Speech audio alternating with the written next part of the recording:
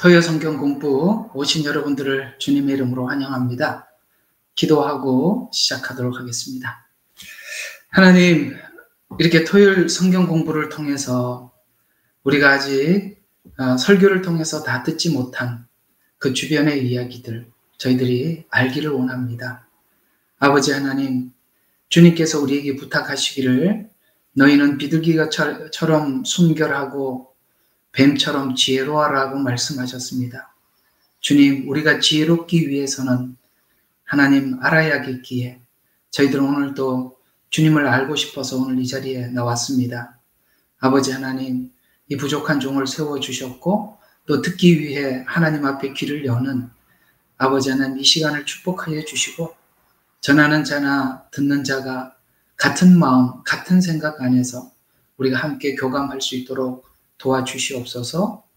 예수님 이름으로 감사하며 기도드렸습니다. 아멘. 자, 오늘 우리 성경을 한 두 군데 보도록 하겠습니다. 에레미야서 6장 16절입니다. 에레미야서 6장 16절입니다. 제가 봉독해 드리도록 하겠습니다. 6장 16절. 주가 이같이 말하노니 너희는 길에 서서 보고 옛길 그 선한 길이 어디 있는지 물어 그곳으로 걸어가라. 그리하면 너희 혼들을 위하여 쉼을 얻으리라 하였으나 그들이 말하기를 우리는 그곳으로 걸어가지 아니하리라 하는도다. 또 한 군데 보도록 하겠습니다.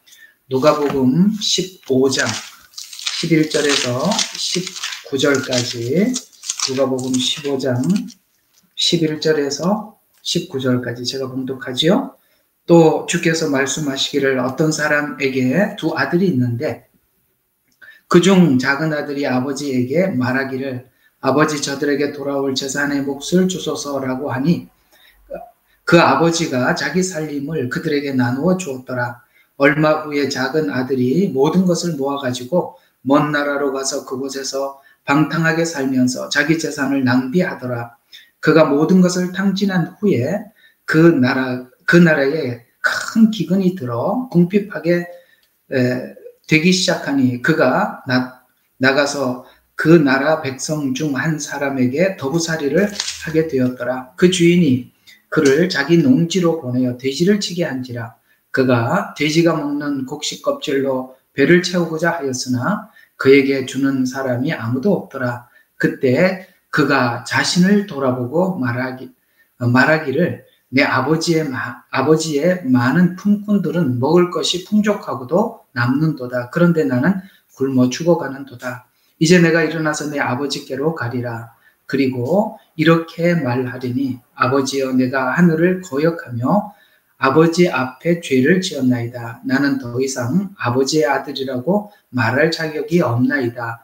나를 품꾼의 하나로 삼아 주소서 하리라 하고 아멘. 이에 일어나 이렇게 쭉 지나갑니다. 오늘 여러분 제목을 보고 들어오셨지만 제목이 일반적인 어떤 설교 이야기하고는 좀 다른 이야기죠. 제목이 이런 이야기입니다. 하나님은 우리 기독 역사를 왜 돌고 돌게 해서 우리 오늘 정로를 확인하게 했는가. 오늘 내용이 일반적인 설교 같은 내용이 아니기 때문에 여러분들이 빨리 제가 뭘 설명을 하려고 하는지 빨리 공감을 하셔야 이 이야기가 빨리빨리 여러분들에게도 캐치가 될 것 같아요. 그래서 오늘 성경 두 구절을 읽고 한번 이 본문 속에서 방향을 좀 설정을 해 보도록 하겠습니다. 자, 에레미야서 6장 16절 그쪽으로 가서 자, 이런 말을 하지요.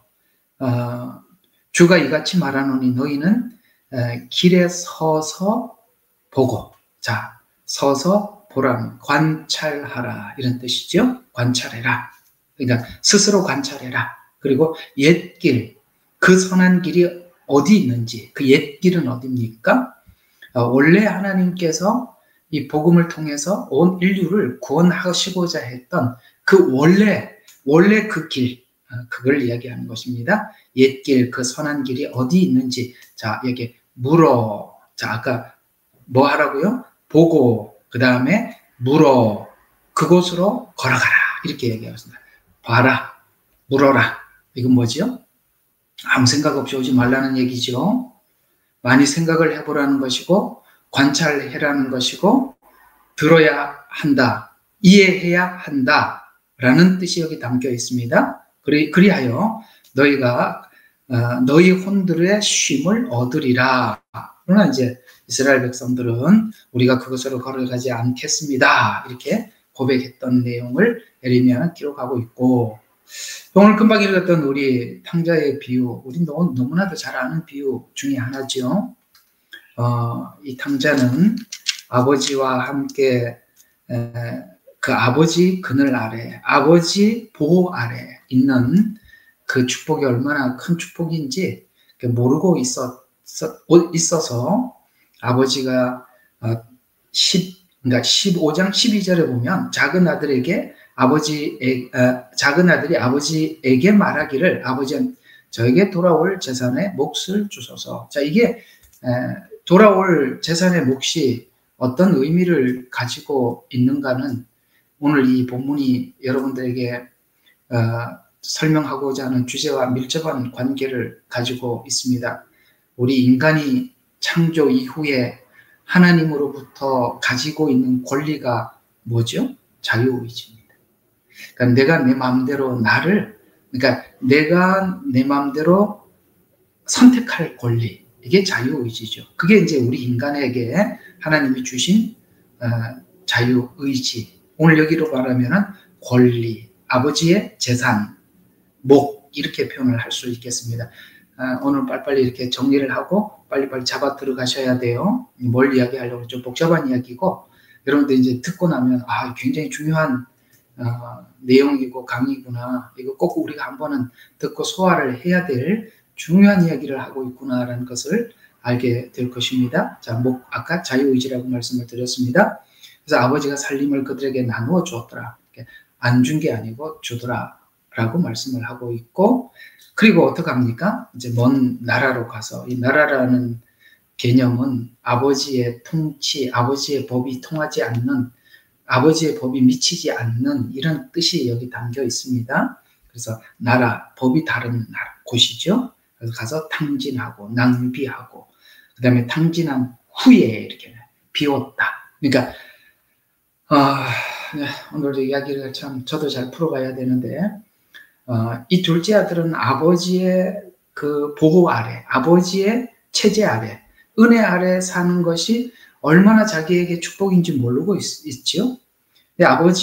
그래서 나도 나 자신을, 내 인생, 그 다음에 내 구원, 내 삶을 내 스스로 경영할 수 있다라고 늘 생각을 하고 있었고, 거기에 대한 그 권리를 내게 주십시오. 나는 아버지의 법을 따르지 않고 내가 내 자유의지대로 살아서 내 인생을 설계하고 그렇게 살아보겠습니다라고 해서 나갔더니 뭘 했습니까? 금방 찾아온 것이 낭비, 탕진, 그리고 기근이 들어 궁핍함. 이게 다 뭐냐면은 비움. 오늘 이제 중요한 이야기 중에 비움과 채움이거든요. 그러니까 우리가 채우려면은 하나님의 것으로 채우기 위해서는 앞서 해야 될 작업 중에 하나가 비움이라는 것이 있는데, 그 비움은 하나님이 강제로 쏟아버리는 것이 아니라 오늘 여기 둘째 아들에게 너 마음대로 살아봐라 하고 내보내고 그걸 다 비우게 만들죠. 스스로 비우게 만들고 비워졌다는 것을 알고 돌아오게 하나님께서 내보내시죠. 그리고 예수님을 믿고 난 이후에 성경을 읽다가 보면 이 부분에 대한 의문은 누구나 한 번씩 가지게 될 겁니다. 하나님, 왜 아담이 선악과를 먹을 때 말리지 않아서 이 고생을 하게 하시는 겁니까? 우리는 왜 하나님께서 선악과를 먹으려고 할 때 왜 붙잡지 않아서 우리가 인류가 이렇게 고생하고 돌아와야 하고 왜 인생은 이렇게 고달프게 살게 하십니까? 라는 궁금증 저도 했죠. 저도 많이 했죠. 많이 해서 나름 성경 안에서 답을 찾았고, 그 찾은 답을 여러분들과 함께 좀 나눠보려고 오늘 이야기를 한번 꺼내봤습니다. 오늘 여기 둘째 아들이 마치 자기에게 돌아올 소유를 받아서 먼 나라로 가는 이야기는 마치 예수님, 하나님께서 선악과를 먹는 것을 말리지 않았다라는 것과 연결을 시켜보면, 오늘 여러분들에게 설명하려고 하는 강의 주제가 어떤 건지 이렇게 방향이 잡힐 거예요. 일단 그렇게 방향을 잡아보도록 합니다. 탕진해야 한다. 여러분, 우리가 탕진하지 않고는 채워지지 않죠. 만약에 우리가 모든 것을 탕진하지 않고 채우면 섞여버리죠. 왜? 내 것도 있고 하나님 것도 섞여서 이게 해결이 안 되는 거잖아요. 그렇잖아요? 한번 잘 생각해봐요. 비우고 채워야 깨끗하게 채워지는 거지. 내게 있는 것 위에 하나님의 것을 채워놓으면 내 것과 하나님 것이 같이 섞여 있게 되고, 이 섞여 있으면 이게 언제나 내 주장을 두고 하나님의 말씀을 이렇게 끼워 맞추게 되지. 아시겠습니까? 내게 있으면은 그래요. 그러니까 내게 있으면은 하나님의 말씀을 내 거에다가 끼워 맞추려고 하지, 하나님의 말씀을 내가 그렇게 받아서 가지는 않잖아요. 그러기 위해서는 하나님이 비우는 시간을 허락해 주시죠. 오늘 기독교 역사 전체, 인류의 역사 전체 속에서 보면은 하나님이 얼마나 우리의 어떤 올바른 신앙을 우리에게 주시기 위해서 얼마나 많은 시간을 허락하시고 우리에게 비우게 하셨는지를 오늘 그 부분을 좀 설명을 하려고 합니다. 그것이 인류 역사 속에서만 일어나는 일이 아니라 여러분 개개인 인생 속에, 또 여러분의 믿음이 하나님 앞에 온전해지는 그 과정 속에 이 비우는 시간은 필연적으로 우리에게 하나님 시간 속에 있는 그런 시간임을 오늘 여러분 좀 함께 나눠보려고 해요. 그래서 탕진하도록 하나님 허락하셨다. 그리고 궁핍해져. 그래서 필요를 채워야 한다라는 것을 알게 되죠. 그래서 15절, 그가 나가서 그 나라 백성 중에 한 사람의 더부살이를 하게 됐더라. 이게 아버지 아래에 있을 때는 자녀지만 지금 이 나라 가서 탕진을 하고 나니까 이제 거기서 자기가 가지고 있는 거 가지고 쓸 때는 더부살이까지는 안 갔는데 다 탕진을 하고 나니까 이제 어디 가서 빌붙어서 살 수밖에 없죠. 그래서 주인이 그를 자기 농지로 보내어 돼지를 치게 했다. 이 돼지를 친다는 것은 여러분, 유대인들 관점에서 보면 돼지는 부정한 짐승입니다.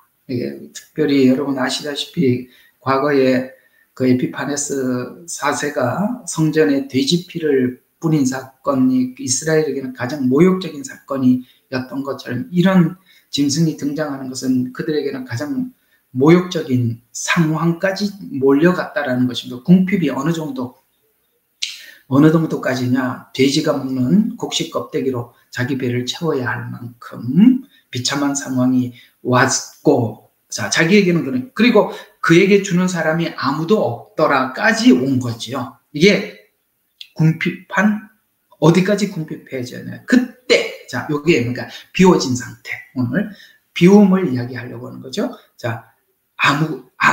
자기에게 주는 사람이 아무도 없다. 그때, 요 전환점을 잘 보세요. 그때 자기 자신을 돌아보고. 여러분, 과거에 아버지 집에 있을 때는 자기 자신을 돌아본 적이 없었죠. 근데 이제 드디어 자기를 돌아보게 됩니다. 그리고 이런 생각을, 내 아버지의 많은 품꾼들은 먹을 것이 풍족하도다 하고도 남는도다. 그런데 나는 굶어 죽어가는도다. 굶어 죽어가는 거, 그 다음에 아무도 자기를 돕는 사람이 없는 거, 거기까지 이제 자기 확인, 지금 자기 정체성, 하나님을 떠났을 때 살아가는 그 비참한 인간의 한계, 그 비참성을 지금 충분히 느끼게 되죠. 그래서 그때, 그 다음에 18절은 이제 내가, 이런 말이 나옵니다. 이제 내가 일어나서 아버지께로 가리라.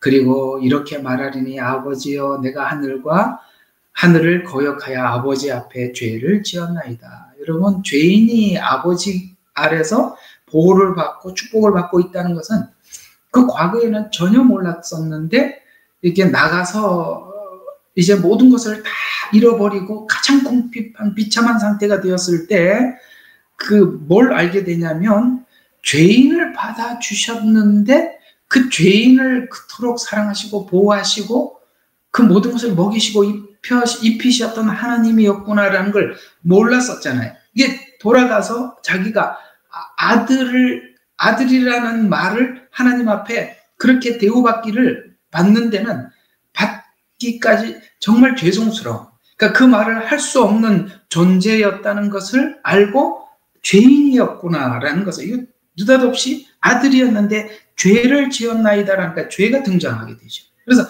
나는 더 이상 아버지의 아들이라고 말할 자격이 없나이다. 나는 품꾼의 하나로 삼아주소서. 그런데 주님은 아버지는 어떻게 합니까? 옷을, 가락지를, 신을, 송아지를 잡아서 사람들에게, 모든 사람들에게 알리는 그런 이야기가 바로 첫째 아들과 둘째 아들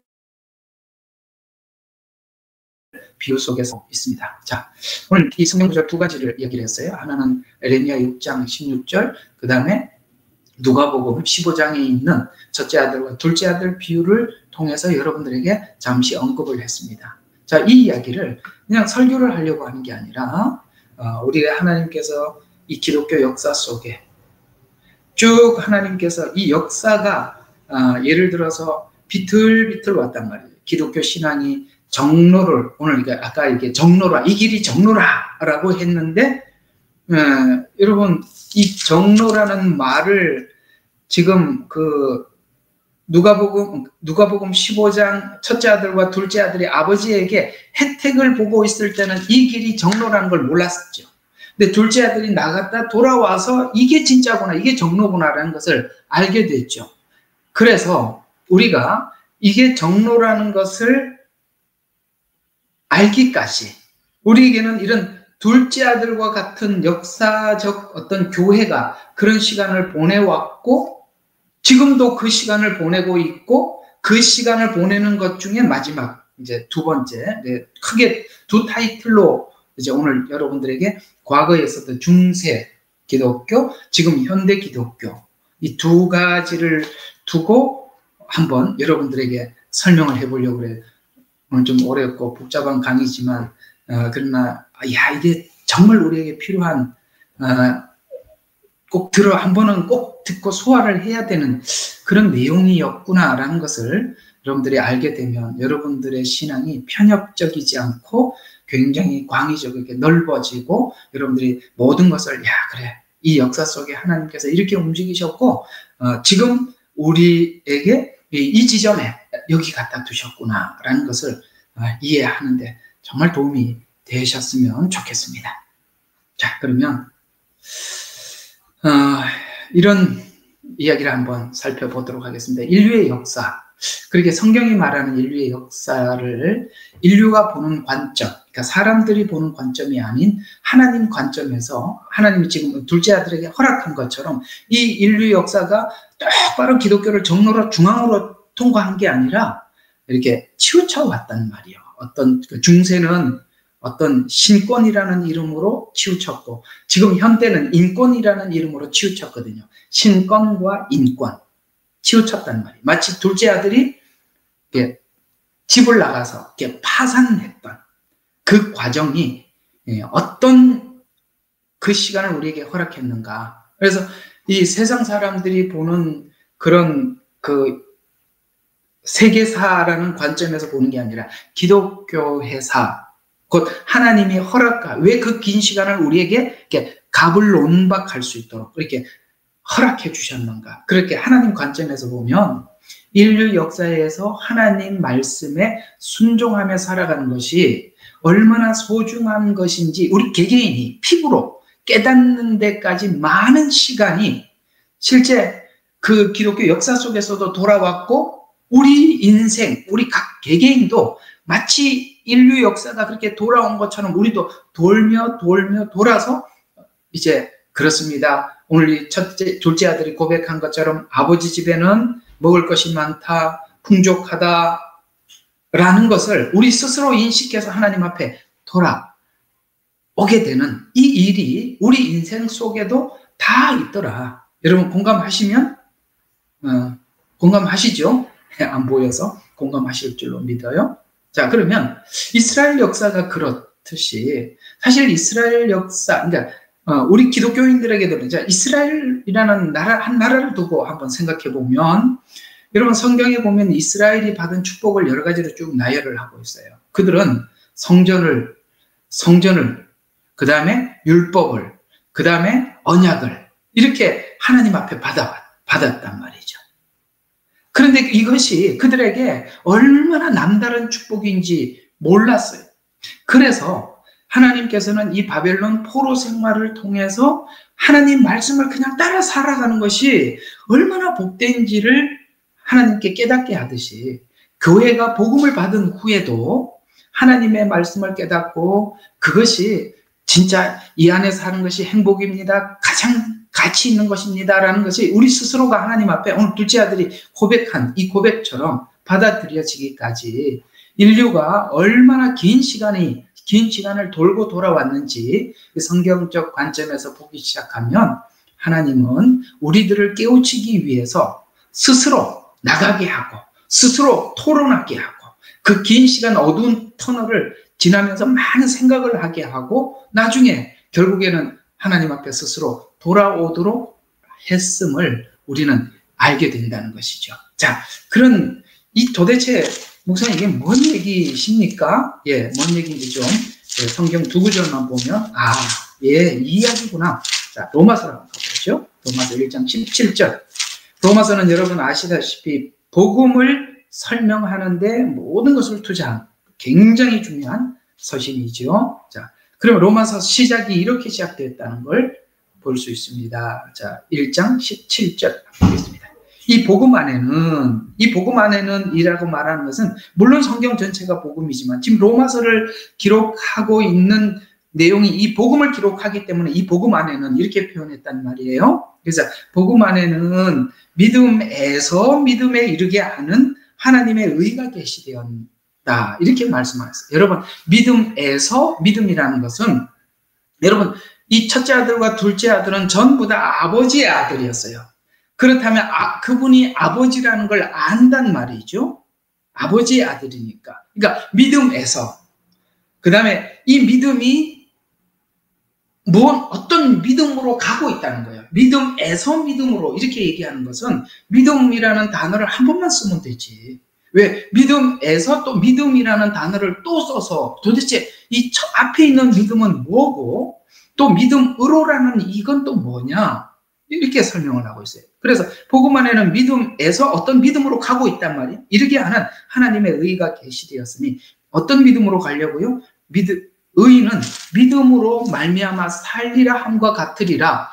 믿음으로 살게 하기 위해서 로마서를 기록했다, 이런 말이잖아요. 이해가 가시죠? 믿음에서 믿음으로. 그러니까 앞에 있는 믿음은 하나님의 자녀됨의 믿음이라면, 믿음으로 살게 되는 이 믿음은 둘째 아들이 아버지의 자녀임에도 불구하고 나갔다 돌아온 자로서 믿음으로 사는 삶을 생각해 보면, 여러분 그 아버지를 떠나기 전에 둘째 아들이 살았던 것은 항상 마음에 뭐가 퀘션이 있었죠. 야, 내가 무조건 순종해야 되는 건가? 내가 무조건 따라야 되는 건가? 나도 내 스스로 내 인생을 경영하면 나도 제대로 잘 경영할 수 있는 능력이 있지 않을까? 라는 그런 늘 의심 속의 순종이었다면, 나갔다 돌아와서는 의심이 떠나간, 맞습니다 라는 그런 순종으로 이렇게 바뀌게 된 순종 말이죠. 이해가 가시죠? 그래서 믿음은 어떤 믿음을, 그러니까 앞에 있는 믿음은 어떤 믿음을 향해서 가는데 살아가는 삶의 믿음. 그래서 로마서가 앞에서 이렇게 이 복음을 설명하려고 그 로마서를 쓴 목적을 밝히다가 로마서 16장, 이제 끝나는 지점, 로마서가 16장이 끝이니까 가장 끝 부분에 가서 이런 말로 이 복음을 다 설명을 하고, 둘째 아들이 마치 바깥에 갔다가 돌아와야만이 이 말을 알아듣는, 아시겠어요? 그 집을 나가기 전에는 들을 수 없는, 갔다 왔기 때문에 이 말을 이해하는 그 말을 여기 이렇게 쓰고 있어요. 16장 25절부터 27절까지 보면은 이제는 이 신비의 계시대로 나의 복음과 예수 그리스도를 전파함에 따라 너희가 견고케 하실 능력이 있는 그분께, 견고케 하실, 믿음으로 사는 삶에서 이제는 흔들림 없는 견고한 삶을 살게 하기는, 그래서 너희는 견고케 하실 능력이 있는 그분께, 이 신비의 계시는 세상에 시작된 이래로 감추어졌다가 신비의 계시니까 우리는 이걸 그냥 아무 생각 없이 우리가 받아들일 수도 소화할 수도 없는 너무나도 신비로운 하나님의 복음의 계시니까, 그래서 이제 나타났으니 영원하신 하나님의 명령에 따라 선지자들의 성경을 통하여 믿음으로 뭐 한다고요? 순종케 하고자, 이렇게 나옵니다. 여러분, 순종은 뭡니까? 모르면, 맹종과 순종의 차이가 뭡니까? 맹종은 모르고 따르는 것이라면 순종이라는 것은 알고 따르는 것이죠.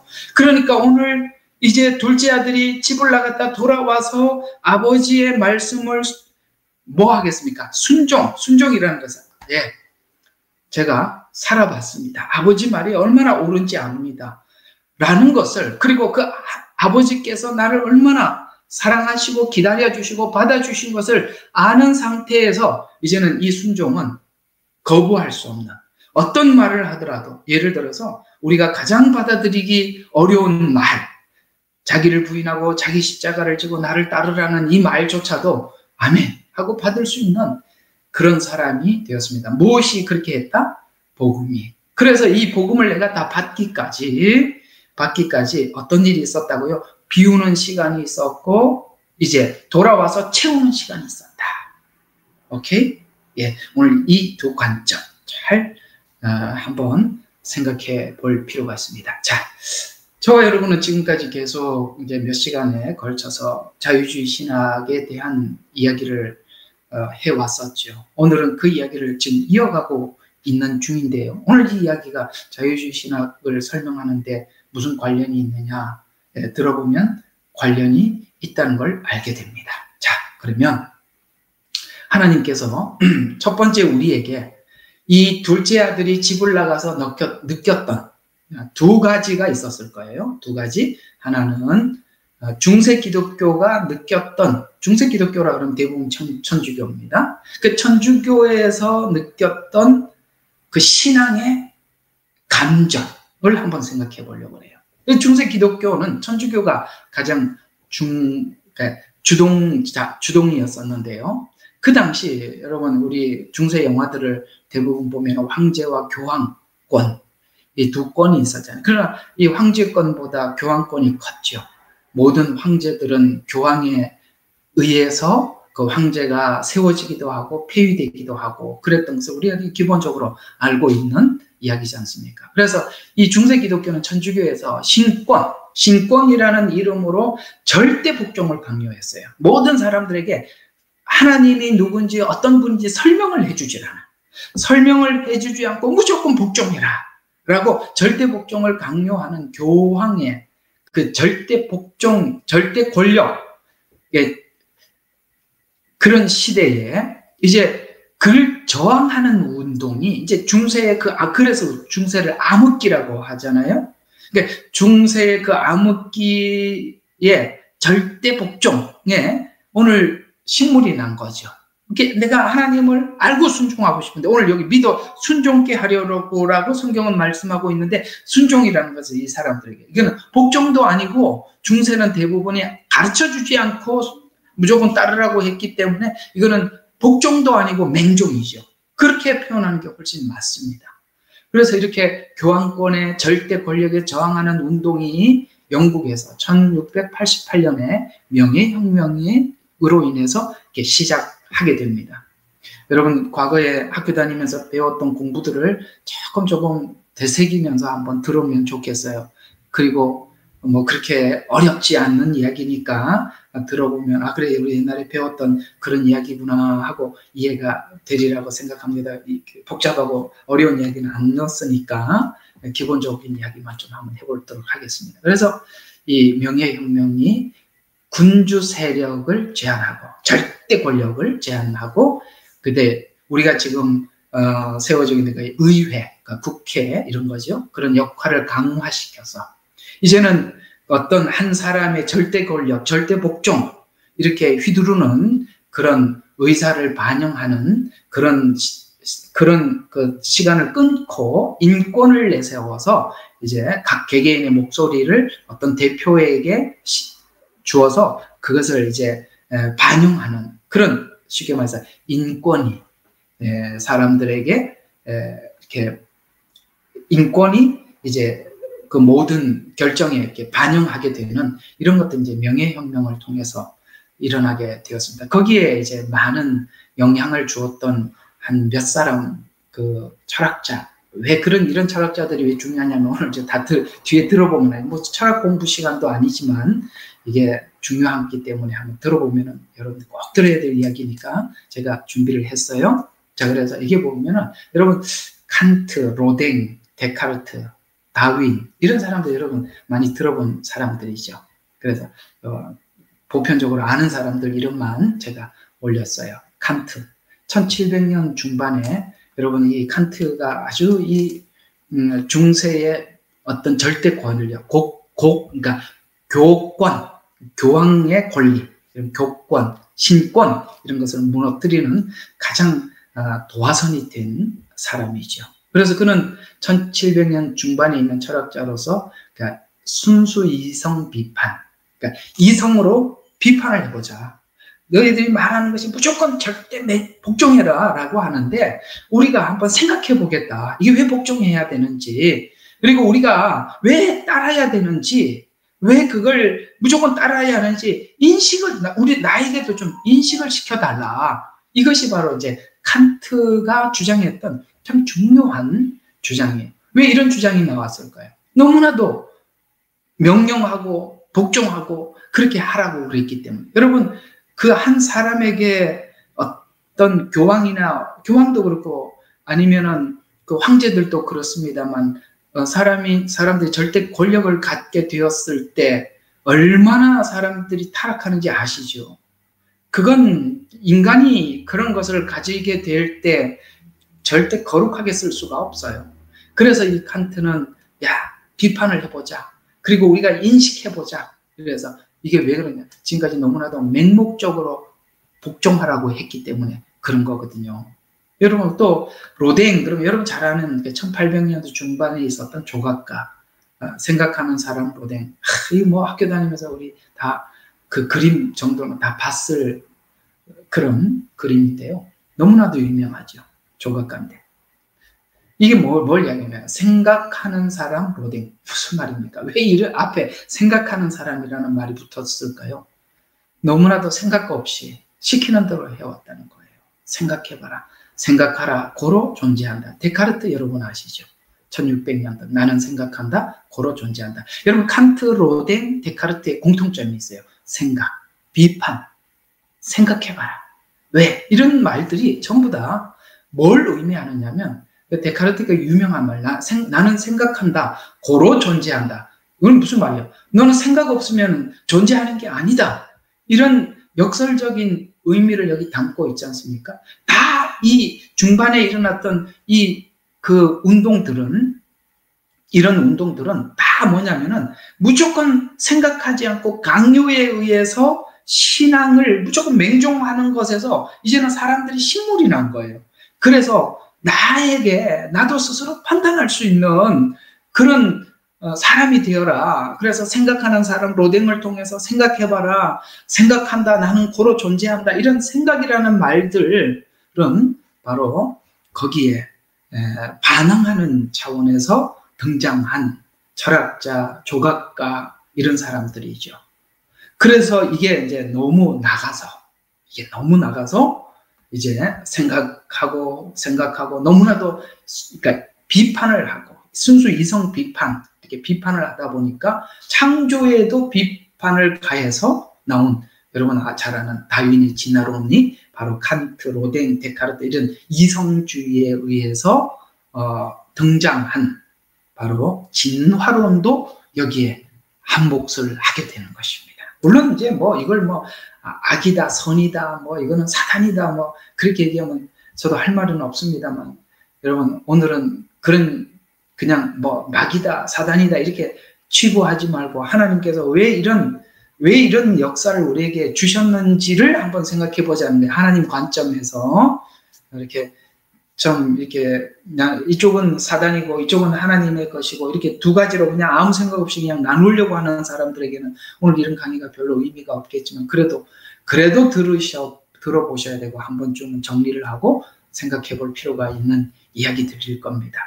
자, 그러면 오늘 이 철학자들과 조각가들을 통해서 제가 이 중세에 일어났던 이 변화의 어떤 전환점, 이것들이 절대 진리, 절대 복종을 내세웠던 절대 권력으로부터 절대 이런 거예요. 그래서 시작된 저항운동이 바로 1600년 중반에 시작된 계몽주의의 운동으로 이제 시작되어서 이 계몽주의의 발전에 영향을 주었는데, 이성과 절대 신앙이 대립하기 시작합니다.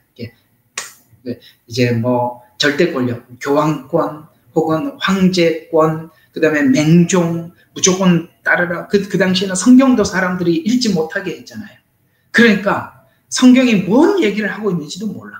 자기들 마음대로 해석하고 절대 권력, 그래갖고 절대 복종을 강요해 왔었어요. 여기에 이제 신정 군주제, 신권 정치에 반기를 들게 되었던 것이죠. 그래서 절대 권력에 복종해서 인간의 자유의지와 이성이 강조되기 시작했던 것이 바로 그때 일어났던 운동이 지금 가장 클라이막스. 그래서 자유주의 신학이 나오게 된 원인이 바로 이 중세의 어두운 맹종을 강조했던 그 시대의 반발로 시작되었던 것이 지금은 그것이 정착하고 보편화가 되어서 이제는 자유주의 신학이 마치 주류인 것처럼 이렇게 편만해지는 상황까지 와 있다는 거예요. 그래서 결국 절대 진리, 절대 권력을 교회가 소유하면서 말씀이 사람들을 세우거나, 그 중세가 그랬어요. 말씀이 사람들을 세우거나 살리는데 도움이 전혀 되지 못하고 권위와 복종의 관계가 되어서 인간이 자유의지를 말살시킴으로써 신앙이, 중세는 생각 없는 무조건 복종과 맹종에 머무르게 되었었어요. 이렇게 되면 신앙이 원래 성경이 말하고 있는 그 신앙, 뭐지? 우리가 자발적인 순종, 아까 로마서 16장에서 믿어 순종케 하려 하나니라는 이 자발적인 순종이 아니라 맹목적인 복종이 되어서 그 복종을 강조하는 자가 인간이기 때문에 인간이 권위를 가지고 복종을 강조했기 때문에 여러분, 이 괴물 같은 종교, 천주교가 탄생한 것입니다. 여러분, 제가 이 천주교를 괴물이라고 표현하는 그 많은 근거들이 있습니다. 천주교는 정말 이 성경이 말씀하고 있는 이 내용과 너무나도 다릅니다. 그래서 괴물 같은 천주교가 형성된 것이죠. 지금도 그 잔재를 우리가 보고 있어요. 그것이 얼마나 강력했는지, 그 당시에 이런 명예혁명이나 프랑스 혁명 이런 걸 통해서 딱 끊어진 게 아니라 지금도 로마 교황청은 전 세계에 그 교황의 권위를 내세워서 그 권위를 아직도 잃지 않고 영향을 행사한 것처럼, 그 중세에 있었던 그 영향이 지금까지 흘러오는 걸 보면 그 권위가 얼마나 대단하고 막강했었는지를 우리는 이해할 수 있습니다. 그래서 오늘 여기 누가복음 15장의 첫째 아들이 이와 같은 권위 아래 맹종하는 신앙인을 대표하고 있어요. 첫째 아들, 둘째 아들과 첫째 아들. 그러니까 둘째 아들은 갔다가 비우고 돌아와서 아버지를 알고 순종하지만 끝에 가서 보면은 첫째 아들이 나는 아버지께 틀림없이 순종했다는 거예요. 맹종이죠. 그 둘째 아들이 순종하는 것과 이제 둘째 아들이 돌아왔을 때 아버지가 무슨 말을 했다고 합시다. 첫째 아들은 이해가 안 가는 상태에서 그냥 복종했을 거예요. 어쩌면 맹종도 많았을 거예요. 그런데 둘째 아들은 알고, 아버지가 어떤 분인지 알고 그래서 똑같은 말을 하더라도, 똑같은 요구를 하더라도 첫째 아들이 아버지의 말을 받아들이는, 둘째 아들이 아버지 말을 받아들이는 그건 마음가짐은 다른 거죠. 왜요? 이쪽은 비우고 다시 채웠고 이쪽은 아직도 캐션이죠. 그래서 이 첫째 아들은 그런 걸 모르지만, 그러나 오늘 이 둘째 아들은 마치 인류는, 여러분 개인도 마찬가지고, 인류는 신앙은 맹종이 아니다, 생각 없고 자유의지도 없는 복종은 복종이 아니다, 아시겠어요? 신앙은 무조건 따르는 게 아니에요. 그래서 제가 우리 한국 교회가 너무나도 엉터리, 너무나도 아닌 사람들, 아닌 그 거짓 종 앞에 조아리고 무조건 따라가는, 여러분 우리 정말 입에도 올리기 정말 지저분한 그런 교주들 많이 있지 않습니까? 이단 교주들. 그들에게 무조건 따라가고 생각 없이 그냥 맹종하는 이런 것들이 바로 이 중세에 있었던 그 어두운 기독교처럼 성경이 뭘 말하는지도 모르고 그냥 무조건 따라가는, 그렇게 따라가는 그들을 우리가 생각해 보면, 하나님 이 기독교회사가 이런 어두운 시간을 지나서 터널을 벗어나서 지금은 또 잘못돼 가고 있죠. 어떤 쪽으로 잘못돼 가고 있나요? 이 자유의지를 너무나도 내세워서 우리 인권이 하나님의 신권 위에 올라가서, 하나님 제 생각도 더 중요해요, 하나님 말씀보다 제 생각도 중요해요, 이렇게 올라가는 바람에 이 자유의지가 하나님의 말씀에 굴복하지 못하는 이런 또 잘못된 자리에 와 있고, 중세는 반대로 맹종, 여기는 자유의지, 이렇게 이 두 가지 관점 이해가 가시죠? 그래서 하나님께서 이 중세를 통해서 우리에게 가르쳐 줬던, 그걸 돌면서 오늘 둘째 아들이 깨달았던 것처럼 신앙은 맹종이 아니다, 그리고 생각 없고 자유의지도 없는 복종은 그건 복종도 아니다라는 것을 중세 천주교를 통해서 확인하도록 하나님이 허락하셨다. 그래서 돌아오게 되었다. 허락하셨다. 기억하세요? 허락해 주셨어요. 그래서 계몽주의로 눈을 돌려서 절대 권력자들의 부패와 타락을 확인하고 절대 권력에 저항하는 세력이 형성되기 시작해. 가톨릭 교회의 부패와 타락을 개선하기 위해서 시작한 종교개혁의 약점이 부패와 타락을 개선하는 데 초점을 맞추었기 때문에 이 신학적, 원래 아까 에레미야 6장 16절에 있는 거죠. 옛길, 그 선조들이 처음 우리에게 복음이 요구하고 하려고 했던 그 옛길, 그걸 채우지 못해서, 세워놓지 못해서 지금 우리가 또 다른 길로, 또 잘못된 길로 이렇게 허점으로 빠져가더라는 거죠.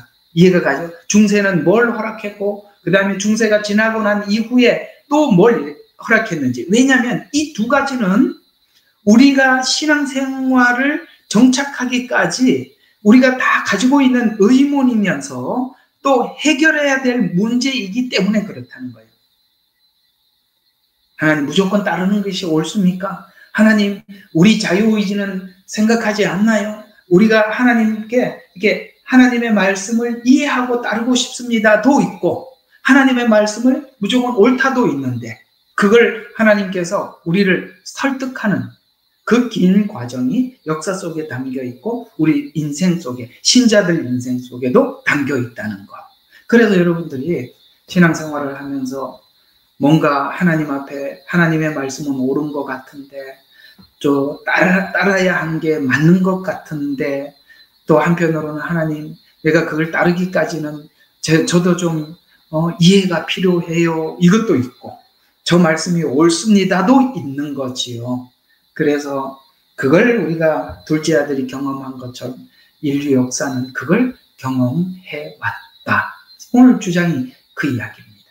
그래서 우리가 시간이 지나면서 인간의 이성과 경험과 감정이 말씀에 대한 절대성에 저항하다 보니까 자연스럽게 인간 중심적 성경 해석을 하기 시작하면서 우리가 지금 더 나가게 된 것이 오늘 이 자유주의 신학을 낳게 된 원인이다.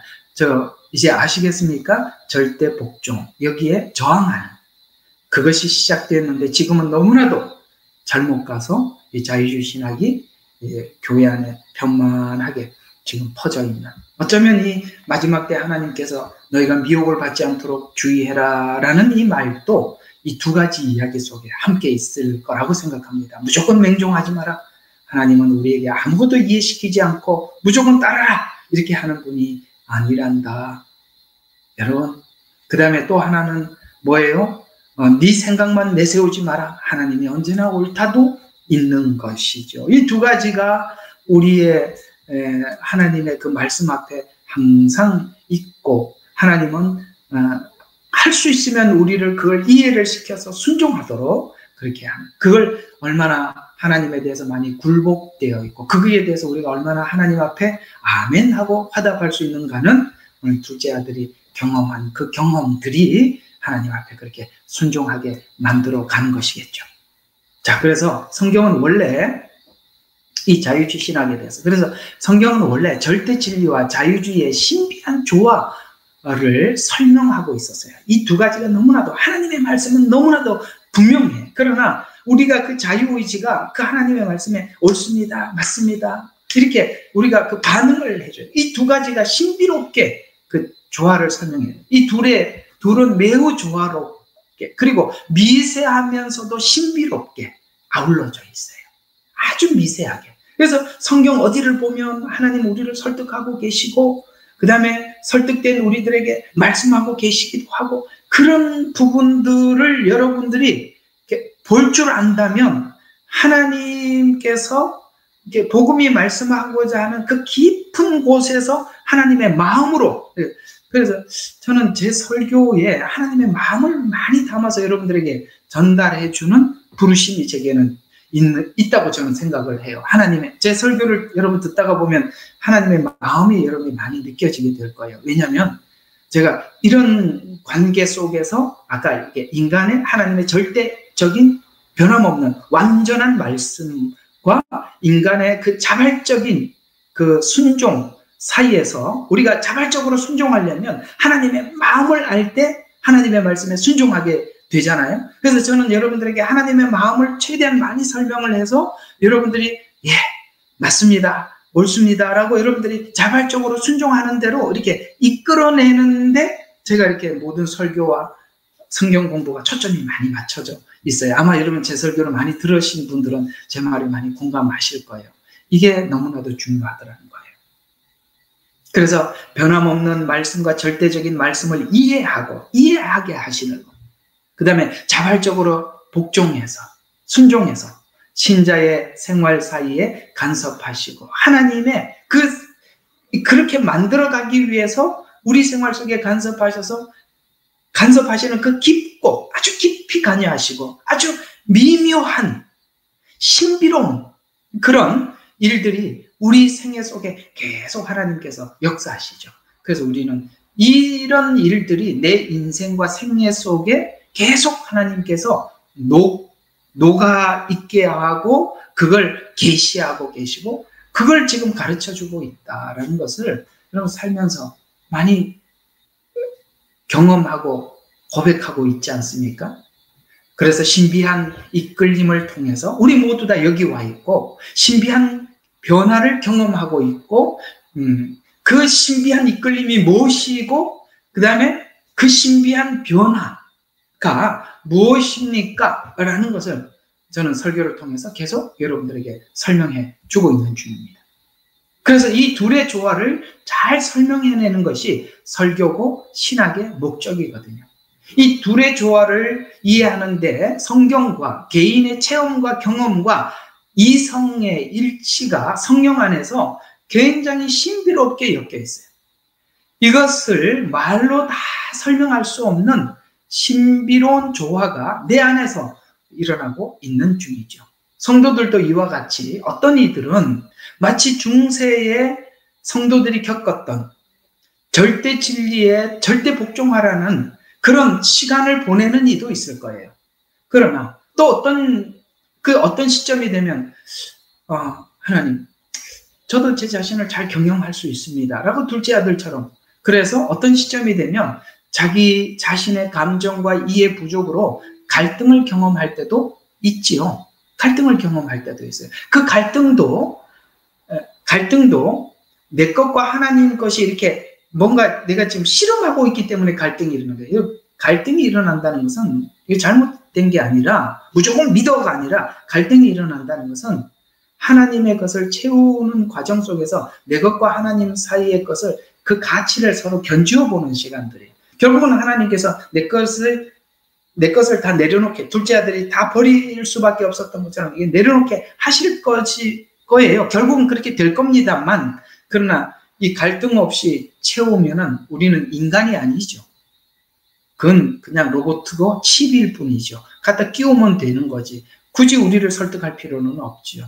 그 자유의지. 그래서 우리의 기도, 우리의 예배, 우리의 찬양에 하나님이 기계적으로 하기를 원치 않는 거예요. 그 찬양 가사 속에 우리 마음을 담고 감정을 담고 눈물을 담아서 하나님 앞에 찬양하게끔. 왜? 그렇게 눈물을 담을 수 있는 사람은 누구? 오늘 이 둘째 아들이 눈물을 담을 수 있는 거겠죠. 첫째 아들은 아마 그 기도와 눈물과 예배에 눈물을 담을 수 있을까요? 그걸 담기 위해서는 갈등이라는 시간도 하나님 시간 속에서 있는 것이다.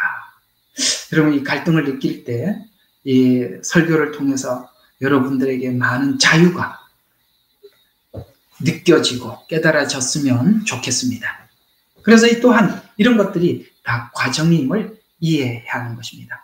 그 과정 속에 일어나는 내 안의 갈등이 어떤 것입니까? 라는 질문을 성경은 대답해 주고 있죠. 그게 바로 시가서. 그 부분을 다뤄주는 말씀들이죠. 대표적으로 욥, 다윗, 고라 자손과 같은 자들을 통해서 이 사실에 베일을 벗겨주고 있어요. 그래서 제가 많이 사용하고 또 여러분들에게 설득하는 주인공으로 자주 여러분들에게 설명하고 싶은 인물이 바로 욥입니다. 그래서 우리가 이 인류 역사가 그런 과정을 거쳐왔고 우리 개인이 지금 그런 걸 겪고 있는 것처럼 욥이라는 한 사람 속에서 실제 우리에게 그런 시간이 있어야만 한다라는 것을 한번 제가 아까 로마서는 1장과 16장을 통해서 대비해서 설명을 했고, 오늘 이 욥의 이야기를 통해서도 한번 이 시간이 우리에게 왜 있어야만 하는지를 한번 증명해 보면, 여러분 욥기 1장 1절 보면 이렇게 이야기가, 욥기가 시작되는 것을 알 수 있어요. 이런 시간이 우리에게 있는 것이다라고 우리에게 가르쳐 주는 거거든요. 자, 여러분 욥기 1장 1절에 보면 이렇게, 우스 땅에 한 사람이 있는데 그 사람의 이름은 욥이더라. 그 사람은 온전하고, 자 보세요, 하나님을 볼 때 온전해요, 정직하며 하나님을 경외하고 악을 피하는 사람이다. 하나님이 인정했던 사람이에요. 오늘로 말하면은 오늘 하나님 앞에 의롭다 함을 입은 성도를 이야기하는 겁니다. 아시겠습니까? 그래서 우스 땅에 욥이라고 있었다. 그는 온전했다, 정직하다, 하나님을 경외하고 악을 피한다. 그러나 뭐가 없어요? 이해 없이 하더라는 거예요. 이해 없이, 하나님에 대한 이해가 없이 하더라는 거예요. 만약에 하나님에 대한 이해가 있었더라면 욥이 중간에 그렇게 탈선하는 말을 하지 않았겠죠? 이해했더라면. 그런데 그가 이렇게 종교적으로 하나님 앞에 행하면 된다라고 생각했던, 그래서 후반부에 가보면 하나님께서 질문을 하자 욥은 하나님의 질문에 대답을 못해요. 즉 하나님에 대하여서 이해가 없이, 오늘 1장 1절에 있는 말, 온전하고 정직하고 하나님을 경외했다라는 뜻이 되는 것입니다. 이해 없이 하나님을 경외할 수 있어요. 이해 없이 정직할 수 있어요. 첫째 아들처럼. 오늘 첫째 아들이 첫째 아들 이야기만 꺼내도 여러분들 바로바로 이해가 갈 거예요. 그렇죠? 그렇게 첫째 아들처럼 그렇게 살 수도 있어요. 그래서 온전하고 정직하고 하나님을 경외하는 방식이 하나님에 대해서 아는 것은 없고 단지 종교적인 거룩. 오늘 여기 5절에 보면 그 잔칫날에 지나면 욥이 사람들을 보내서 그들을 성결케 하였는데 아침 일찍 일어나 그들 모두의 수대로 번제를 드렸더니 이는 욥이 말하기를 혹시 내 아들이 죄를 짓고 그들의 마음속에 하나님을 저주할까 하노라 함이었더라. 욥은 계속해서 이같이 행하더라. 여러분, 뭘로 욥이 계속 하나님 앞에 정직함과 온전함을 유지하려고 그러죠? 종교적 행위. 이걸 통해서 자기가 그걸 유지하려고 했었어요. 그러나 이 온전과 정직과 경외가 욥이 경험하고 이해한 하나님을 경외하기 위해서는 친구들과 대화, 이게 이제 욥이 모든 걸 잃고 친구들이 찾아와서 대화를 하게 되죠. 그래서 대화를 통해서 단순히 그 거룩과 온전함이 종교적 거룩에서 오는 한계와 씨름하면서 내가 이걸 넘어서서 이 종교적인 어떤 행위를 함으로써 거룩해지는 이걸 넘어서서 하나님이 누군 줄 아는, 아까 예레미야 6장 16절에 보니까 보고 듣고 느끼고, 그러니까 그리고 난 뒤에 옛적 선한 길로 가라 라고 말했잖아요. 그래서 그걸 지금 친구들 대화를 통해서 생각하고 그 다음에 느끼고 그 다음에 찾고, 그래서 찾아서 받아들이는, 찾고 찾아서 받아들이는, 그러니까 아무 생각 없이 믿는 것이 아니라 알고 믿는, 그걸 위해서 그 고통스러운 시간을 씨름하면서 보내죠. 그걸 생각하게 만드는, 욥을 끊임없이 생각하게 만들 수밖에 없었던 그 사람이 누구냐? 욥의 친구들이에요. 욥의 친구들. 그래서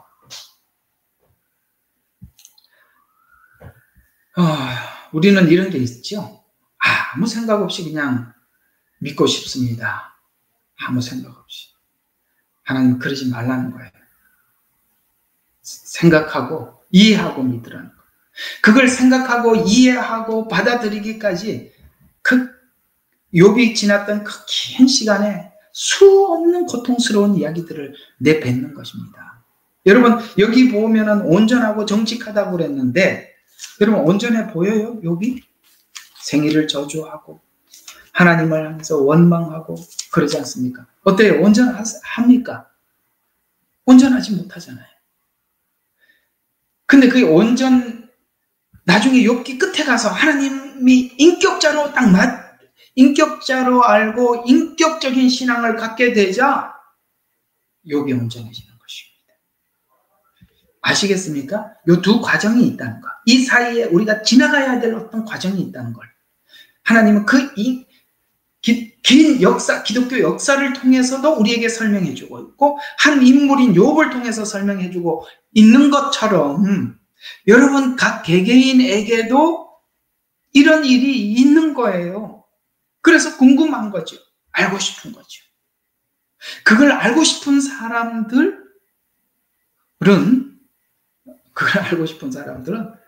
제 설교 안에 그걸 많이 설명해 놨습니다.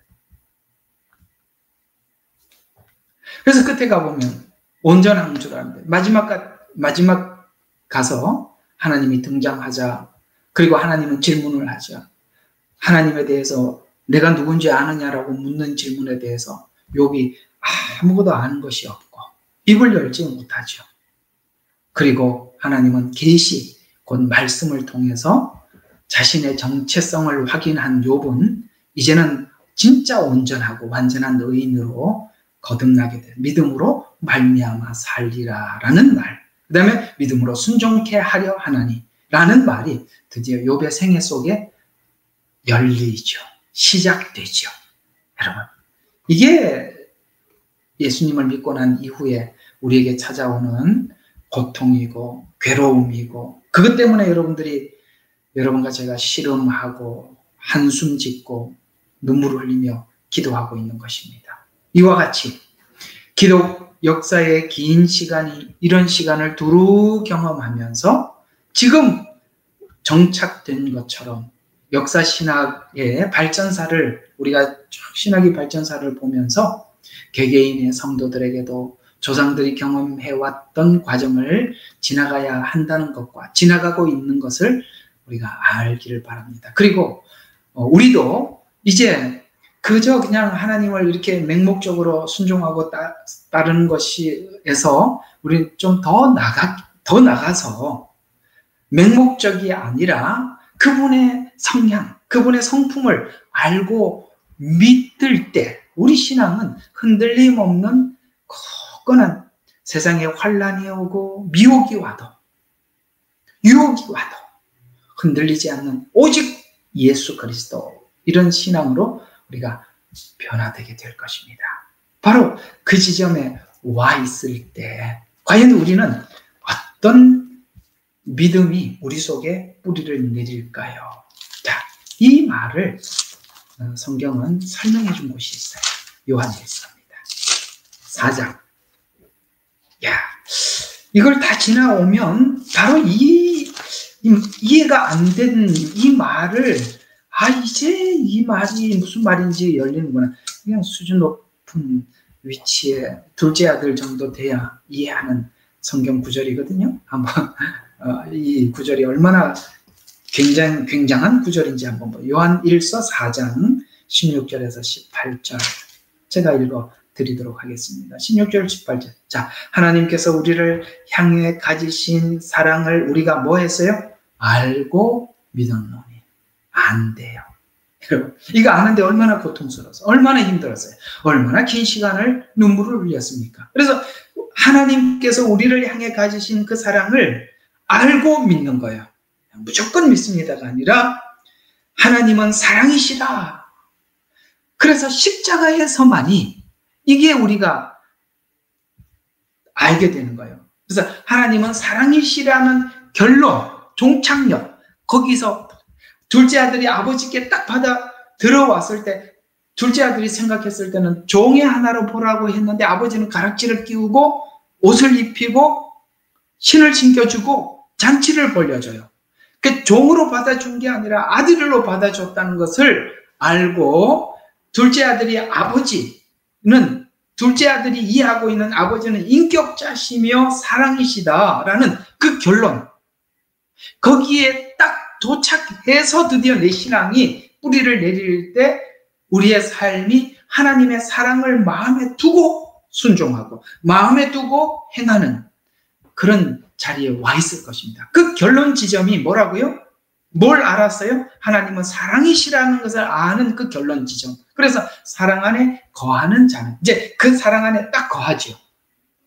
그러면서 하나님 안에 거하고 하나님께서도 그 사람 안에 거하느니라. 그래서 하나님은 사랑이라는 체인이라는 갈고리를 가지고 우리에게 찾아오고 우리는 처음에 그 사랑이라는 갈고리에 우리가 끼우지를 못해요. 첫째 아들이 어떻게 여기 끼우겠습니까? 그 겉돌죠. 그런데 이 경험을 하고 우리도 하나님은 사랑이시라라는 이 하나님에 대한 이해를 가지고 갔더니 드디어 하나님과 우리 사이에 이렇게 고리가 채워지게 된 거죠. 그래서 거하는 거죠. 그래서 이렇게 하나님 사랑 안에서 나와 하나님이 함께 하고 있는 것을 알게 된 것이죠. 이렇게 우리의 사랑이 온전해졌나니, 그래서 우리가 사랑이 하나님의 사랑을 알고 내가 사랑의 하나님을 알고 그래서 온전해졌대요. 여러분 아까 욥기 1장에 보면 온전하다는 그 온전과 42장의 온전은 다르다는 걸 아시겠죠? 이 차이를 아셔야 돼요. 그래서 사랑 안에 온전해졌나니 이는 우리로, 이 온전한 사랑이 결국은 어디로 가느냐 보세요. 심판날에 담대함을 가지게 하리라. 여러분 마지막 때를 여러분들이 이걸로 준비하라는 거예요. 이걸로. 그래서 심판날에 담대함을 가지게 하려는 것이라. 최후의 심판에도 담대한 뭐예요? 하나님의 자녀라는 분명한 믿음, 자녀들만 가질 수 있는. 그래서 이는 그분이 그러하심과 같이 하나님이 어떤 성품, 사랑의 성품을 알고 있는 그러하심과 같이 우리도 세상에서 그러하기 때문이라. 그래서 사랑 안에는 두려움이 없다는 말을 이제서야 이해가 가는 거예요. 그래, 둘째 아들이 아버지가 그러하심을 아는데 뭐가 두렵겠어요?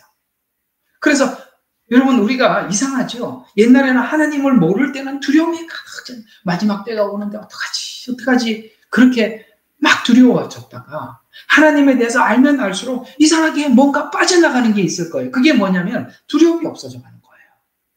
그래서 사랑 안에는 두려움이 없는 거예요. 아시겠습니까?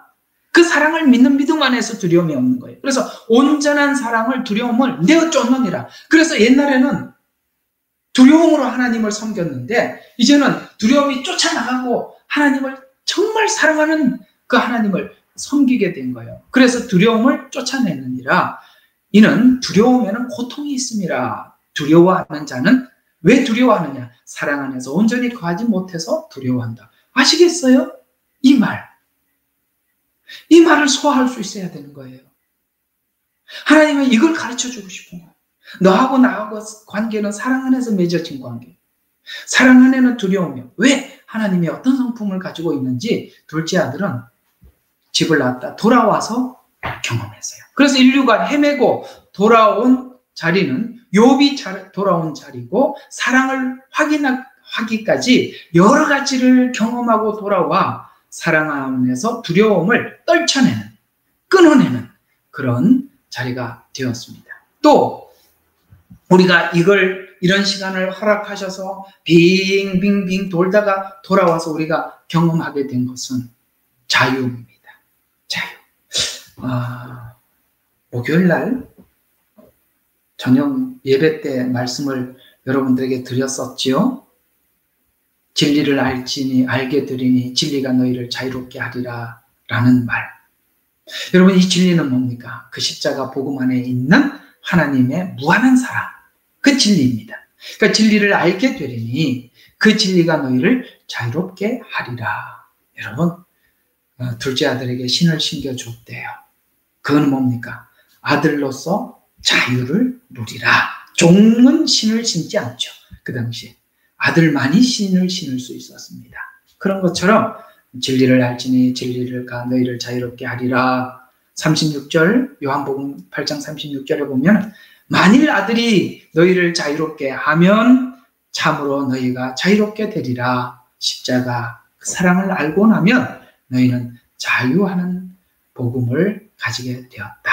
그래서 기독 역사도 하나님이 허락하신 시간, 그 아까 중세, 그 다음에 우리 지금 알고 있는 이 자유주의 신학 안에서 사람들이 막 방종으로, 이건 잘못 써서 방종으로 갔죠. 그렇게 그런 관점에서 돌아보면 사도들이 전한 복음이 절대 진리, 이거는 변함없는, 이거는 뭐 더 이상 더 빼거나 넣을 수도 없는 완벽한 하나님의 그 절대 진리가 내 자유의지가 순종하는 것으로 하나님께 영광으로 나타나게 되고, 그러나 이것이 잘못 오용되었을 때 중세에서 보여줬던 것처럼 그 절대 진리에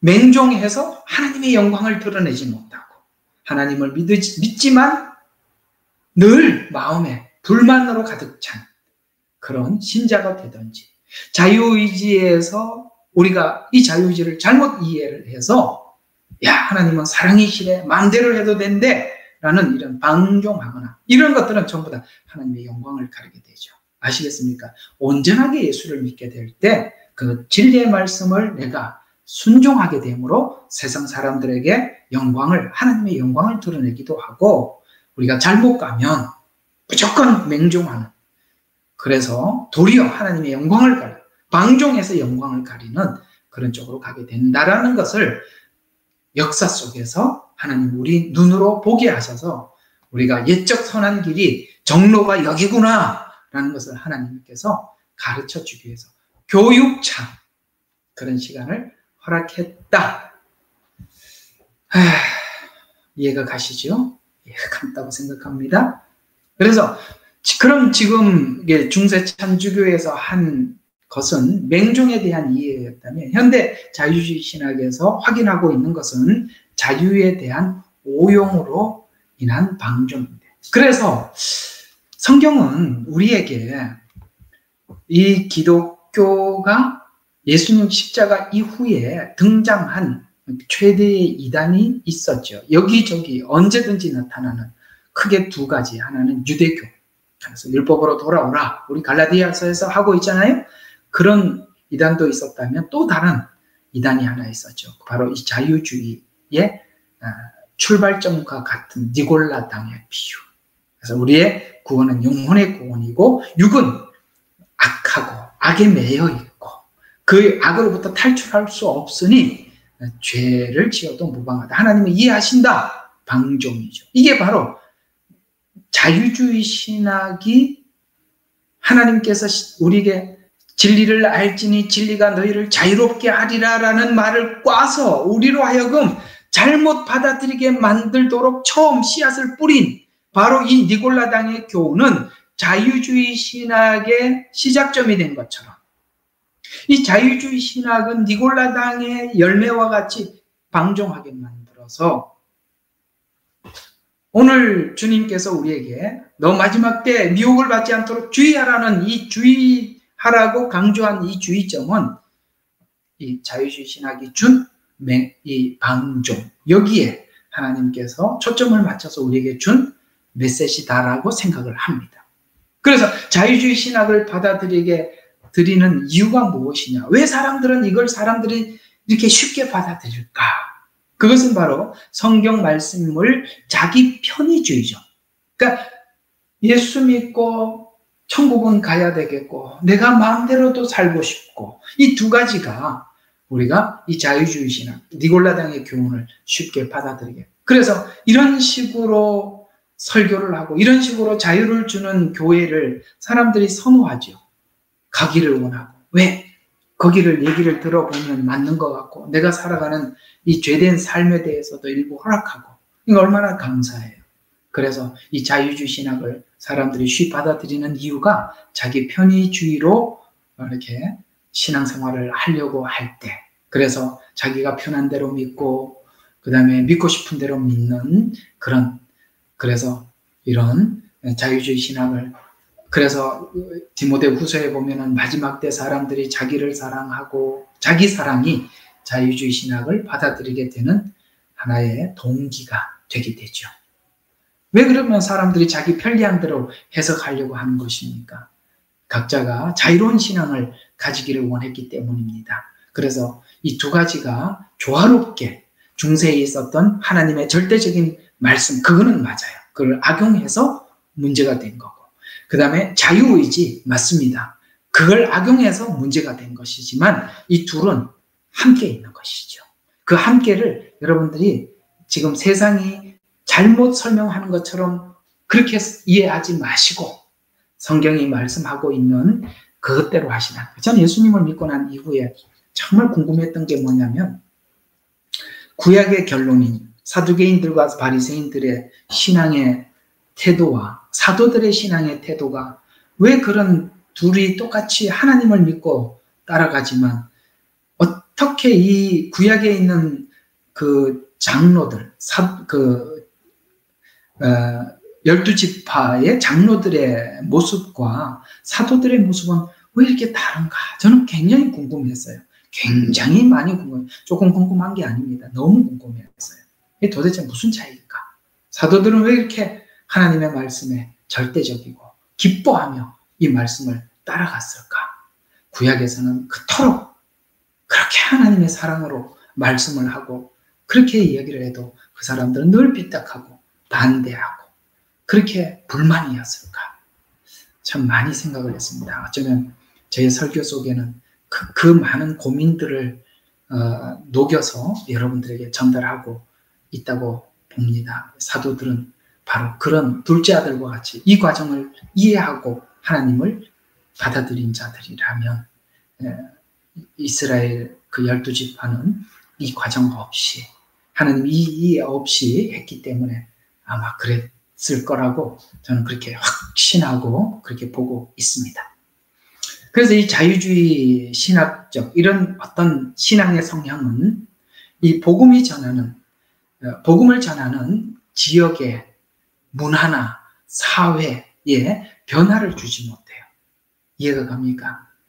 왜냐하면 우리 속에 우러나오는 그 진정한 하나님을 향한 사랑을 상대방에게 보여주지 못하기 때문에 둘째 아들은 그걸 보여줬겠지만 첫째 아들은 그걸 보여주지 못해요. 그러니 그 지역에 변화를 주지 못하게 되죠. 그래서 천주교가 가는 곳마다 그 지역의 문화, 사회, 그런 어떤 종교성을 받아들이면서 변형되고, 그래서 여기 가도 이렇게 변형되고 저렇게 변형되고, 기독교가, 진정한 기독교가 들어간 곳에는 그 모든 문화와 종교를 정복하여서 하나님을 믿는, 순수하게 하나님을 믿는 사람으로 바꿔놓지만 천주교는 들어가서는 결코 그 일을 할 수가 없는 것이죠.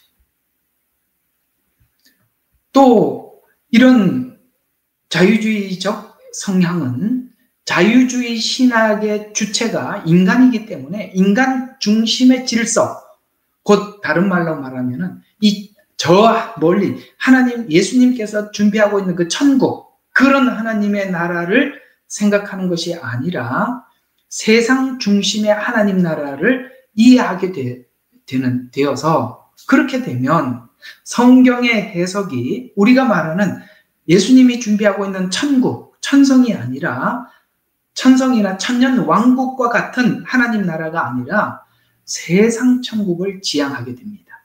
세상 천국을 지향하게 되다 보면 마치 요한계시록에서는 두 성을 비교해서 우리에게 알려주고 있는데, 그 하나는 예루살렘과 바벨론이에요. 바벨론은 생심의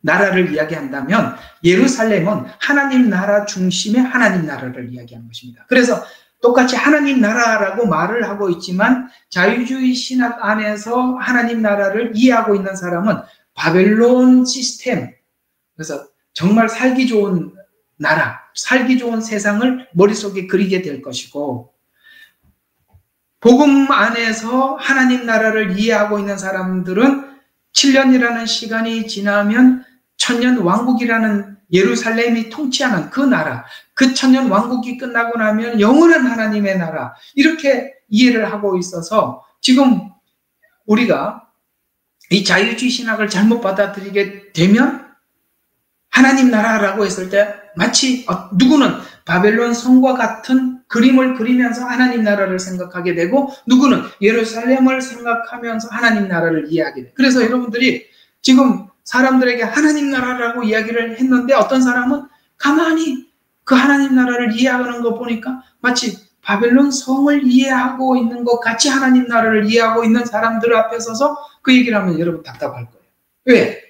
둘이 보고 있는 성이 달라서, 한쪽은 바벨론 성, 하나는 예루살렘 성과 같은 하나님 나라를 서로 다르게 보고 있기 때문에 그렇습니다. 그래서 이게 복음이 잘못 인본주의, 너무나도 이성적으로 치우치게 되면 인간 중심, 인간이 설계하고 하나의 지구촌, 세상 천국을 실현하기 위해서는 이제 종교도 통합해야 한다, 정치도 통합해야 한다라고 주장을 하게 될 때 자연스럽게 WCC, WEA, NCCK 이런 것들을 자연스럽게 받아들이게 되는 거예요. 그래서 여러분들이 이 마지막 때는 이렇게 복음도 나누어지고 우리가 이해하고 있는 하나님 나라에 대한 생각도 서로 다르고 이렇게 달라지는 거구나, 갈라지는 거구나라는 것을 여러분 이해하게 될 것입니다. 그래서 이 자유주의 신학은 이런 차원에서 우리가 이해하는 것과 다르고, 왜 그걸 쉽게 받아들이느냐? 바로 그들은 더 좋은 이 세상의 하나님 나라를 마음속에 그리고 있기 때문에 그렇습니다. 자, 오늘 이야기 들으면 정리를 한번 해보겠어요. 오늘 제가 이야기한 거 여러분들 다 이해가 가시죠? 우리 꼭 한번 들어봐야 될 이야기잖아요. 왜 선악과를 먹으려고 할 때 하나님의 손을 딱 붙잡고 먹지 마라 라고 하지 않고 먹게 하셨고, 추방되어서 왜 세상 가운데 하나님 없이 홀로 사는 그 고통과 외로움과 고독과 생각하게 하고 하나님 나라를, 에덴을 그리워하게 하고, 왜 인간에게 그 추방돼서 이 세상 가운데 이렇게 살게 했는가 라는 것이 바로 그것도 하나님의 뜻 안에 있었던 것이구나. 여러분, 에덴 동산에서 전도서가 이해가 되겠어요? 에덴 동산에서 시편이 이해가 되겠습니까? 아무리 얘기해도 이 시가 선언 어떤 이야기도 귀에 들어오지 않겠죠.